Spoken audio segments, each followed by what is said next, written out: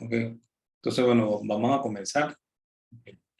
Ok, fíjense, hasta la última clase del año pasado, y por cierto, feliz año para todos, ok, este, hablamos hasta la tercera generación de la escuela austríaca, o sea que hablamos hasta Ludwig von Mises, ¿no?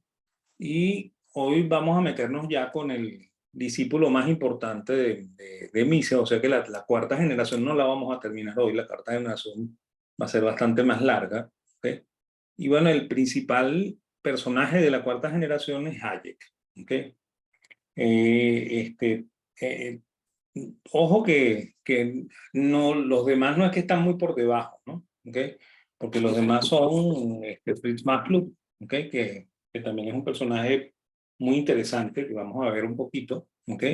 Este, eh, eh, Morgenstern y von Neumann, que son los que hacen la teoría de juegos, ¿ok? O sea que sorpréndanse, pero la teoría de juegos es un invento de los austríacos, ¿ok? Y bueno, y, y ¿cómo se llama? Y bueno, y algunos como Haberler también están en esta generación, ¿no? Parece que Haberler es más sociólogo que economista, ¿no? Pero bueno, vamos a verlos todos, vamos a ver con mucho más detalle a Hayek, pero vamos a verlos a todos, ¿ok? Entonces, bueno, la primera parte de hoy yo me voy a centrar en el Hayek macroeconómico, ¿ok? Este, eh, como principal personaje de la cuarta generación, ¿no?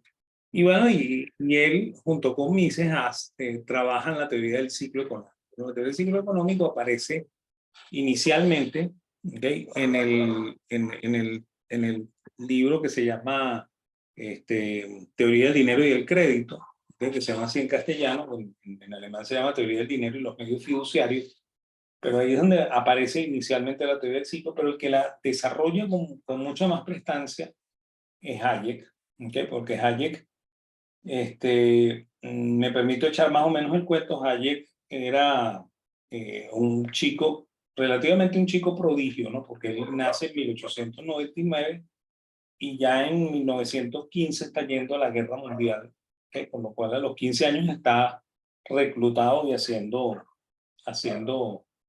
de oficial de artillería, ¿no? Y bueno, y él allá en la Primera Guerra sufre una herida, ¿okay? Por lo cual él queda sordo del oído izquierdo. Y bueno, y luego se lo llevan a un hospital y está en recuperación y después lo dan de baja, ¿okay? Precisamente porque tuvo un deterioro muy serio del oído.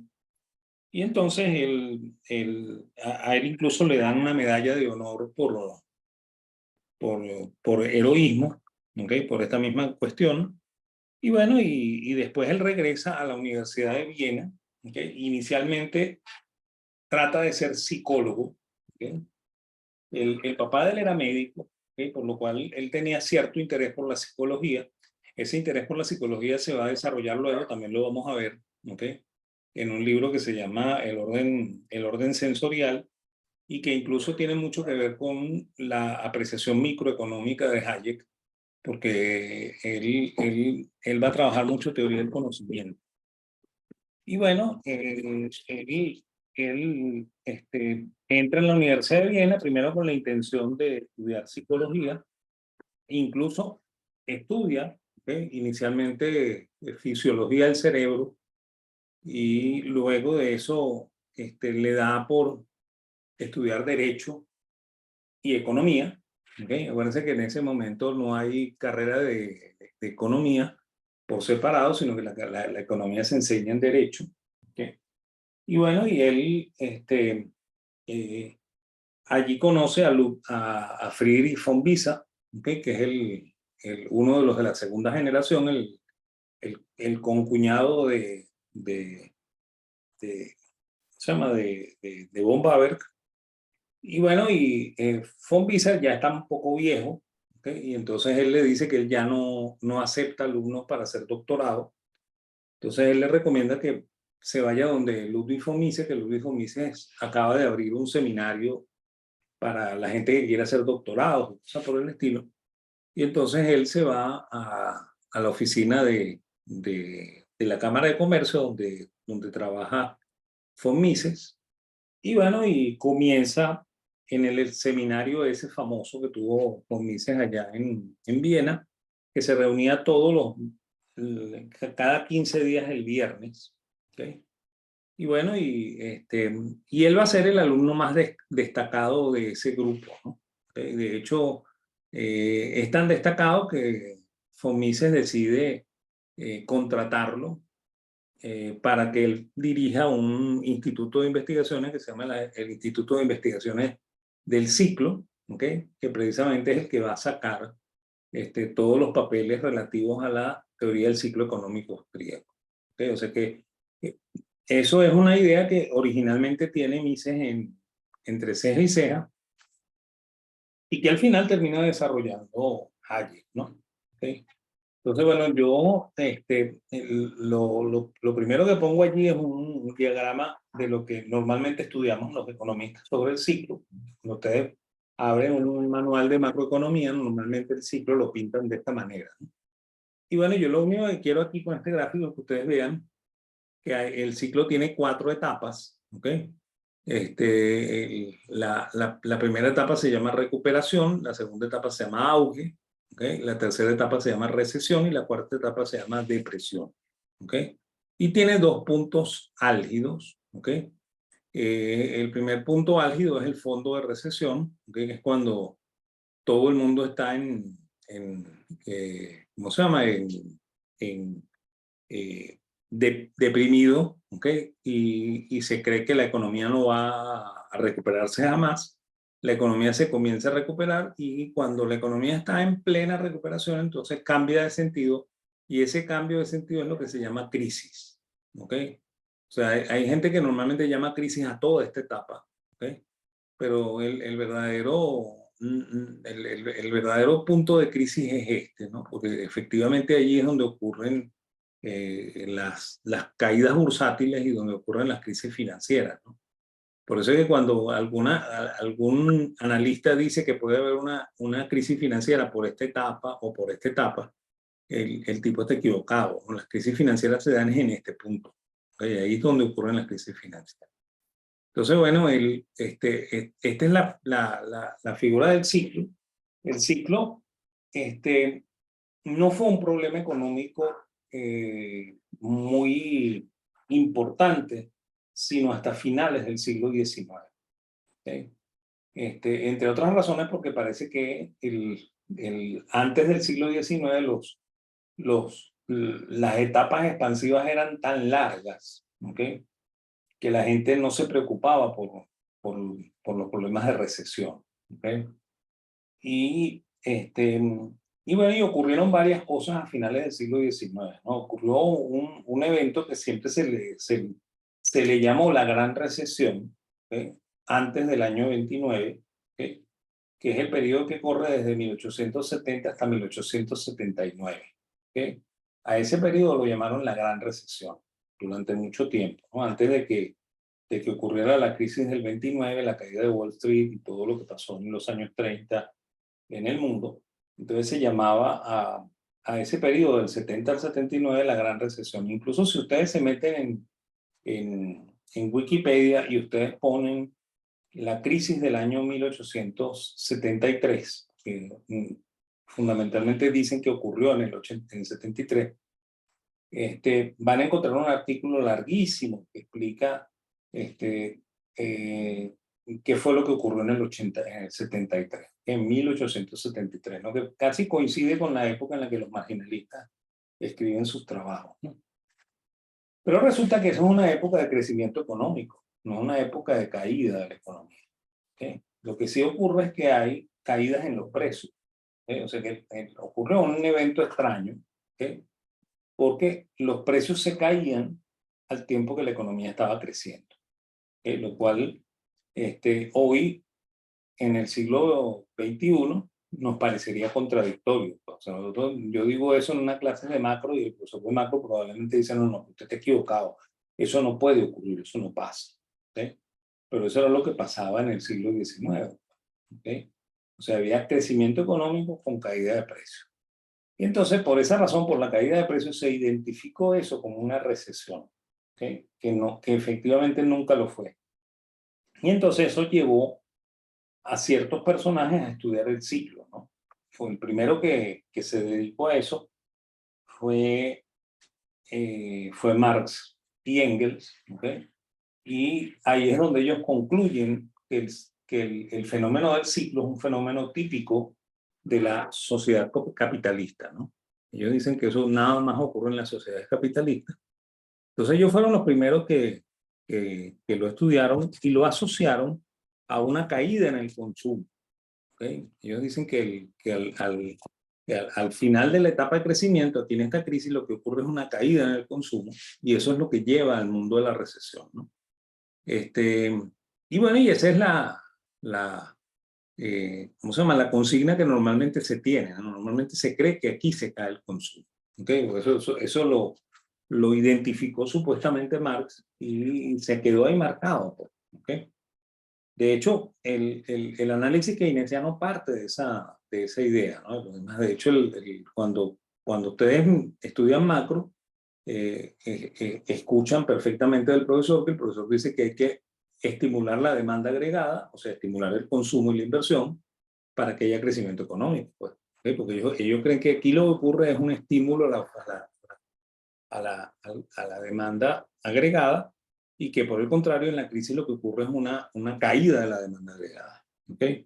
Entonces, bueno, esa es la consigna original, ¿no? Entonces el estudio del ciclo se pasó de Marx a los que trataron de añadirle el tiempo al ciclo, ¿okay? Que fueron Kondratiev, Kitchin y Juglar, ¿okay?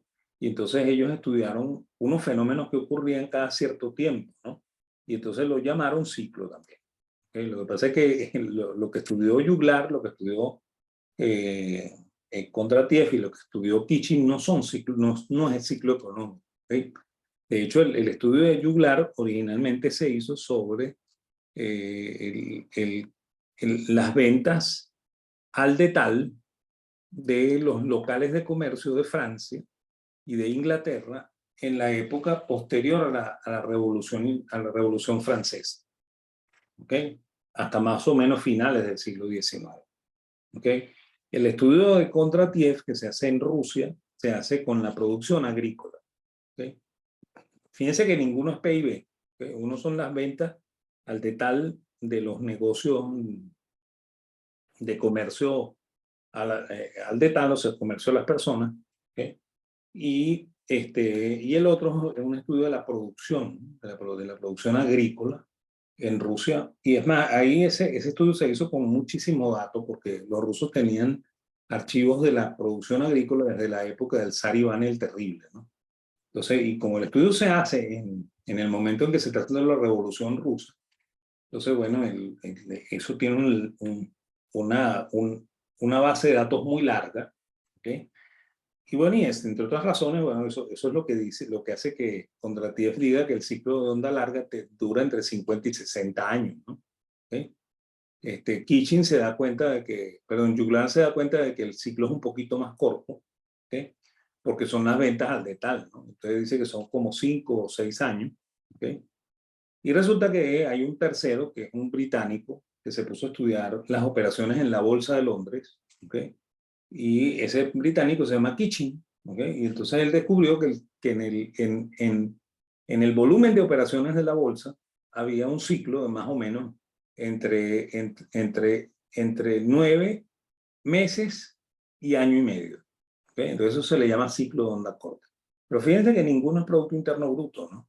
Además, de hecho, todavía no existe el Producto Interno Bruto. ¿Okay? Entonces, bueno, esos son los que tratan de aplicarle el tiempo a la teoría, ¿no? Un ex austríaco que es Schumpeter, trata de explicar esto con la teoría de la destrucción creativa, ¿no? Que es lo que está en esta lámina, ¿no? De hecho, él creía que en el fondo de la recesión ocurría una innovación, ¿ok? Una innovación era una reestructuración de un proceso productivo o el invento de un nuevo producto, ¿okay? Que provocaba eh, este, según, según Schumpeter, que provocaba que el empresario que lo aplicaba, ¿ok? Su empresa empezaba a obtener ganancias extraordinarias, ¿no? Acuérdense que en el equilibrio económico normalmente las empresas tienen ganancia cero, ¿no? Entonces, bueno, ahí se rompía el equilibrio, eso es lo que es la destrucción creativa. Entonces, esa ruptura del equilibrio hacía crecer la economía, ¿okay? Porque esta empresa estaba obteniendo ganancias extraordinarias. Entonces, para Schumpeter, ahí es cuando arranca el crecimiento económico, ¿no? Y todo este periodo de recuperación y auge es un periodo en el cual todos los empresarios que le hacen la competencia a este individuo que descubrió la innovación tratan de identificar cuál es la innovación, ¿okay? Y en la medida en la que se va desarrollando el proceso de crecimiento, los empresarios lo van descubriendo, ¿no? Cuando todos los empresarios lo descubren y se masifica la innovación, entonces el beneficio vuelve a ser cero, ¿ok? Y entramos en la crisis y comienza la recesión. Y de la recesión no vamos a salir, y esa es la idea de Schumpeter, ¿ok? Sino cuando un nuevo empresario o ese mismo empresario anterior, ¿okay? Vamos a decir que un nuevo mejor, que ya van a ver por qué, descubra una nueva innovación, ¿okay? Entonces, para él la innovación ocurre aquí en el fondo de recesión, ¿okay? Y todo el crecimiento ocurre por esa innovación y la crisis ocurre cuando se identifica perfectamente cómo es que se produce ese producto innovador, ¿no? ¿Okay? O ese proceso innovador. ¿Okay? A mí me cuesta mucho creer esa teoría, ¿no? Les explico por qué. Porque es que normalmente la innovación se puede presentar en cualquier momento. ¿Okay? Eso no es exclusivo del fondo de recesión, ¿no? Y, la otra cosa que a mí me cuesta mucho creer en la figura empresarial de Schumpeter, ¿no? Porque Schumpeter tiene una idea. Schumpeter fue alumno de von Baber, ¿no? Igual que von Mises. Lo que pasa es que incluso fue uno de los alumnos favoritos de von Baber porque él creía que Schumpeter era un austríaco puro, ¿no? Y Schumpeter en realidad era más historicista que austríaco, ¿okay? Y de hecho, la teoría de la destrucción creativa no la inventó Schumpeter, la inventó Sombart, que es el último de los historicistas, ¿okay? Por lo cual, es como una suerte de homenaje al maestro que él quería tener, que era Sombart, ¿no? Entonces, bueno, yo creo que está equivocada, ¿no? Y Sombart, al igual que Marx, y ojo con esto, porque Sombart originalmente era marxista, y después pasó a ser historicista cuando hizo el doctorado con Schmoller. Él tenía una visión del empresario muy parecida a la visión que tienen los marxistas, pues, que el empresario ¿cómo se llama? Es un individuo ambicioso que impone su voluntad en el mercado, ¿sí? Es posible que el empresario lo sea, pero los austríacos creemos que el empresario al final termina domesticado por el mercado, ¿no? O sea, que la mano invisible lo transforma a él, aunque él no quiera, en otra cosa completamente distinta a lo que se soñaban Marx y que soñaba Sombart y que también soñaba Schumpeter, ¿no? ¿Okay? Entonces, bueno, esas son las dos razones por las cuales yo no calzo mucho dentro del, de la idea de la destrucción creativa, porque no creo que eso sea el proceso real de la economía, ¿no? Entonces, bueno, esa es la segunda teoría, ¿no? ¿Okay? Y esa teoría no está basada en el subconsumo, o sea, el Schumpeter aquí no está diciendo que la crisis ocurre porque se cae el consumo, ¿no? Y de hecho, la crisis no ocurre porque se cae el consumo, ¿okay? De hecho, mi, ¿cómo se llama? Mi especialidad como economista es la parte financiera, ¿no? Y resulta que los financistas le recomendamos a las personas en este punto que compren empresas que estén asociadas al sector de consumo, porque las empresas que están asociadas al sector de consumo son las que no se caen en la recesión. Y si las empresas que están asociadas al sector de consumo no se caen en la recesión, lo que menos se cae en la recesión es el consumo. ¿Okay? Entonces, yo no creo en la teoría marxista y tampoco creo mucho en la teoría de Schumpeter, ¿no? ¿Okay? Ojo que Schumpeter, la razón del por qué yo dije que podía ser un empresario distinto es porque Schumpeter dice que este periodo largo de crecimiento puede abarcar 1 o 2 ciclos de Kondratiev. O sea que va a durar entre el fondo de la recesión y la crisis entre 50, ¿okay? Y 120 años, ¿no? Porque para Kondratiev los ciclos duran entre 50 y 60 años, ¿no? Entonces, si esto dura entre 1 y 2, debería durar entre 50 y 120 años, ¿no? Y no creo que una persona pueda ser empresario durante más de 50 años y menos durante 120 años, ¿no? Y es más, de hecho, él dice que de aquí a aquí hay 1 o 2 ciclos de Kondratiev, ¿ok? Y hay algo así como 40 ciclos de Juglar, ¿ok? Y algo así como unos 80 ciclos de Kitchen, ¿no? ¿Okay? Eso dice Schumpeter, ¿no? Entonces, tampoco es que es un proceso de crecimiento constante, sino que es un proceso de auge y caída constante, ¿ok? Pero siempre en sentido ascendente, ¿ok? Eso es lo que dice Schumpeter en sus distintos libros, ¿no? Porque él dice eso en la teoría del desenvolvimiento económico, en el libro que se llama Ciclo de los Negocios, y también en el libro que se llama Capitalismo, Socialismo y Democracia, ¿ok? Entonces, bueno, esa es la visión que él tiene. Ahora, ¿quién es Hayek? ¿No? Yo ya he dicho que Hayek, su papá era médico, que había nacido en Viena, que participó en la Gran Guerra, la Primera Guerra Mundial, ¿ok? Comienza sus estudios en psicología, luego pasa a ser estudiante de Derecho y luego se interesa por la economía, ¿no? Ojo que él desarrolló todas esas áreas, ¿no? O sea, él tiene trabajos económicos, tiene trabajos jurídicos, ¿ok? Y tiene trabajo psicológico también, ¿ok? Él se graduó de doctor en Derecho, ¿ok? En 1912, ¿ok? Fíjense que niño prodigio, ¿ok?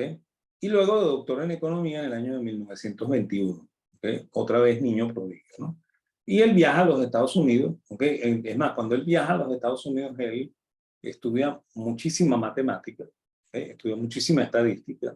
De hecho, él viene especializado en el estudio, en los estudios más modernos, más de vanguardia del momento de lo que después va a ser la econometría, ¿ok?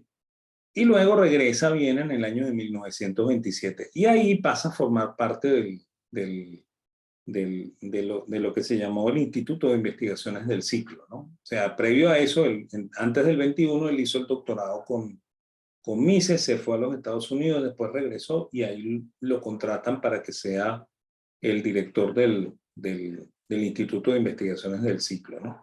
Luego, cuando los nazis están llegando al poder, entonces, bueno, Mises está preocupado por su gente, empieza a mandar a todo el mundo fuera de Viena, ¿okay? De hecho, él es el que le dice a Maslow que se vaya, él es el que le dice a Morgenstern ¿cómo se llama? Y a von Neumann que se vayan, ¿ok? Y también le dice a Hayek que se vaya, ¿ok? Además, él le da cartas de recomendación a Hayek porque Hayek se quiere ir a Londres, porque de hecho lo han invitado a la London School of Economics para dar unas conferencias, y él definitivamente se va a quedar en Londres, ¿ok?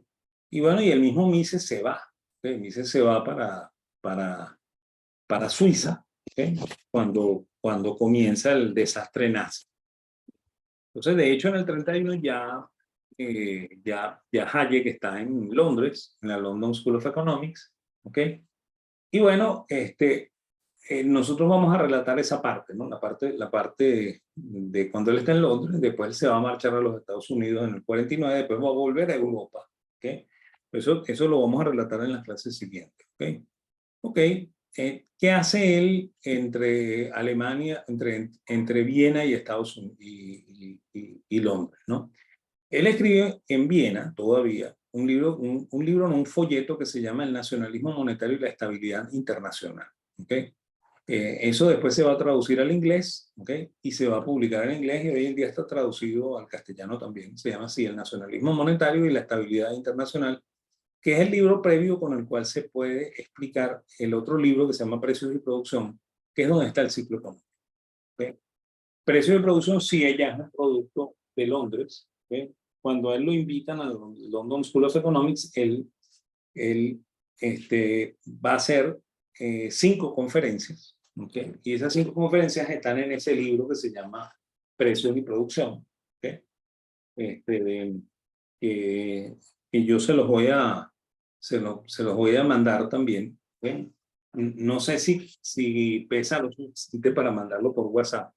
Si no, lo voy a poner en la página de la central y para que ustedes lo puedan bajar. ¿Okay? Entonces, bueno, son 5 conferencias que él hace en Londres. Las hace primero en la London School of Economics, después él va a la Universidad de Londres y también ¿cómo se llama? La expone en la Universidad de Londres, incluso va a Cambridge, porque lo invitan a Cambridge y hace las mismas conferencias en Cambridge. ¿Okay? En ese momento, Hayek habla un inglés muy feo, ¿no? ¿Okay? Porque acuérdense que él es austríaco, entonces hablaba inglés con un acento muy alemán. ¿Okay? Después, al final de la vida, va a tener un acento muy británico. ¿Okay? El inglés que él habla es un inglés muy británico. ¿Okay? Y bueno, pero en este momento su inglés es más parecido al alemán. ¿Okay? Y bueno, y quien lo ayuda a él a editar estos libros para que se puedan leer con facilidad es Robbins, ¿okay? Lionel Robbins, ¿okay?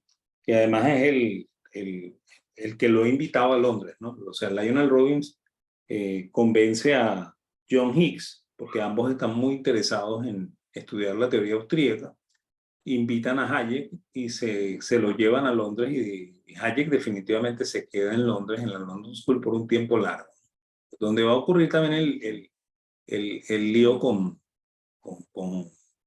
Keynes, ¿no? Ok, entonces, bueno, ¿qué dice la teoría austríaca del ciclo económico? ¿No? Fíjense, lo primero que dice es que cuando estamos en el fondo de la recesión, si el Banco Central o si no existe el Banco Central, quien centralice la política monetaria baja las tasas, que es lo que normalmente se hace en el fondo de la recesión, ¿ok? Y baja las tasas, por ejemplo, por debajo de la tasa natural de interés. La tasa natural de interés es un parámetro que expuso un economista sueco que se llama Knut Wicksell. ¿Okay? Yo se las voy a explicar en un momentico después que termine de más o menos explicar toda la teoría y les explico lo que es la tasa natural de interés.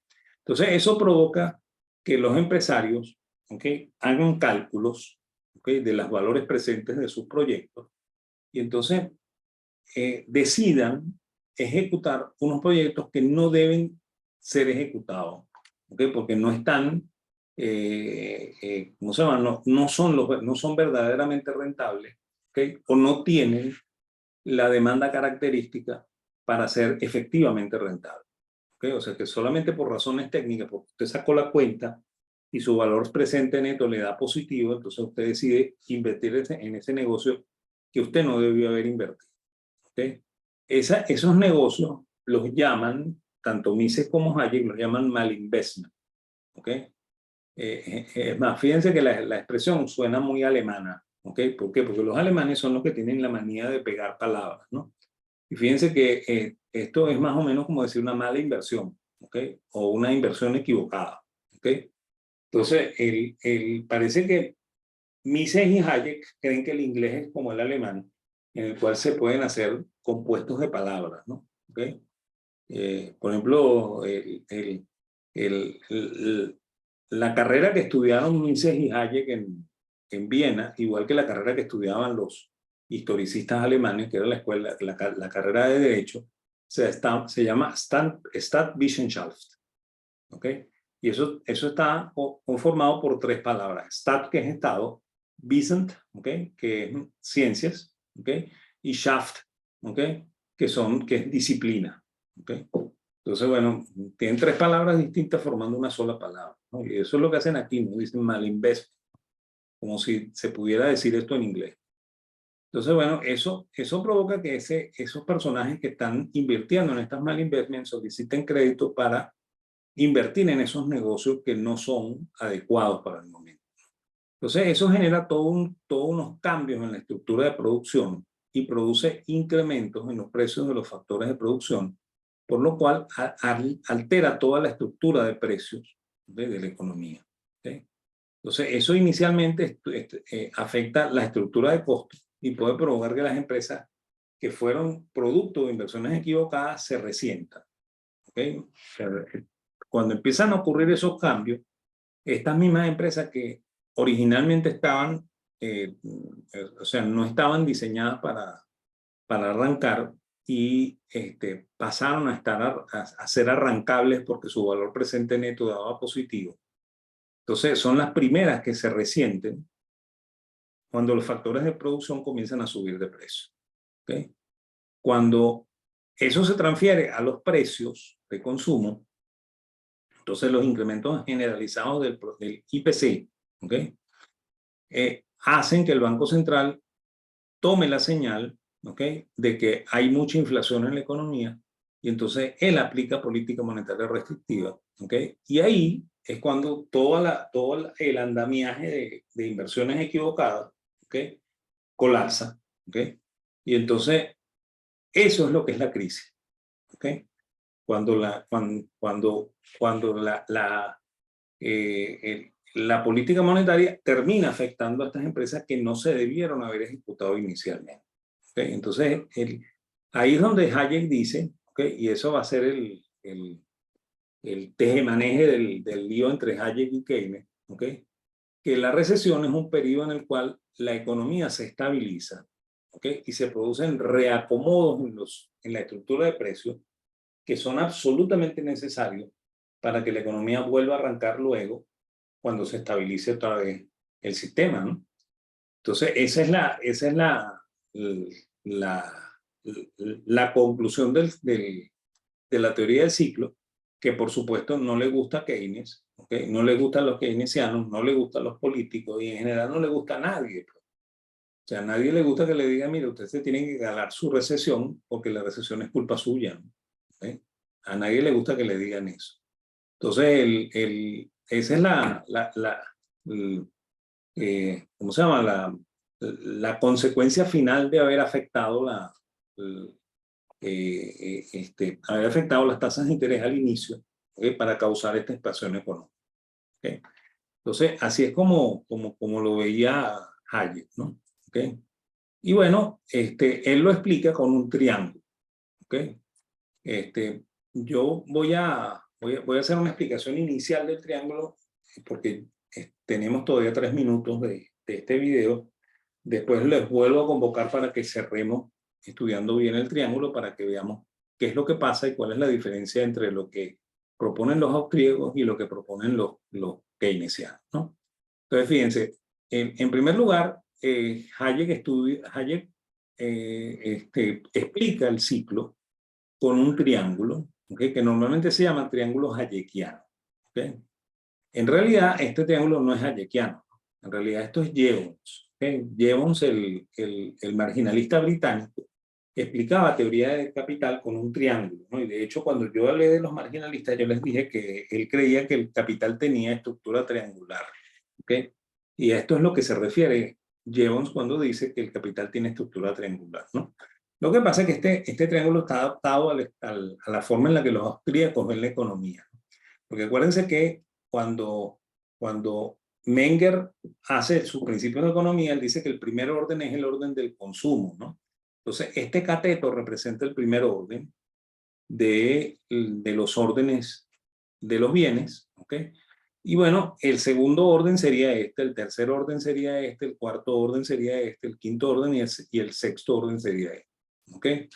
Y eso también nos va a permitir explicar un poco la teoría de von Baber mucho mejor que lo que von Baber lo hizo, ¿ok? Fíjense por qué. Porque para producir este bien de consumo, ¿okay? Para que estos bienes de consumo les lleguen al consumidor, tiene que ocurrir antes de eso una comercialización. ¿Okay? O sea que la etapa previa al consumo es la comercialización del producto. ¿Okay? La etapa previa a la comercialización del producto es la distribución del producto. ¿Okay? La etapa previa a la distribución del producto es la manufactura del producto. ¿Okay? La etapa previa a la manufactura del producto es la refinación, ¿okay? de las materias primas que se utilizan para elaborar el producto. Y la etapa previa es la extracción de esas materias primas que se refinan aquí para luego producir el producto. ¿Okay? Y bueno, y estas son las etapas de la producción, ¿no? Y ustedes se acuerdan que cuando hablamos de von Baber dijimos que von Baber hablaba de esto en términos de tiempo, y él decía que mientras más larga es esta estructura, más eficiente y más capitalista es el negocio. Y eso suena muy contradictorio, ¿no? Porque suena así como que mientras más tiempo te tardes en producir el producto, más eficiente eres, ¿no? O sea, suena muy contradictorio, ¿no? Y el asunto es que aquí no está metido el tiempo, ¿no? La minería está funcionando al mismo tiempo que la refinación, la manufactura también, la distribución también y la comercialización también. ¿Ok? Lo que pasa es que como hay en este caso, ¿ok? 5 etapas, ¿ok? Esto es un proceso bastante sofisticado, ¿no? Si aquí hubiese en lugar de 5, 6 o 7 etapas, sería muchísimo más capitalista y muchísimo más sofisticado y muchísimo más eficiente. ¿Ok? O sea que esto me permite explicar mucho mejor teoría del capital que como lo hizo von Baber en su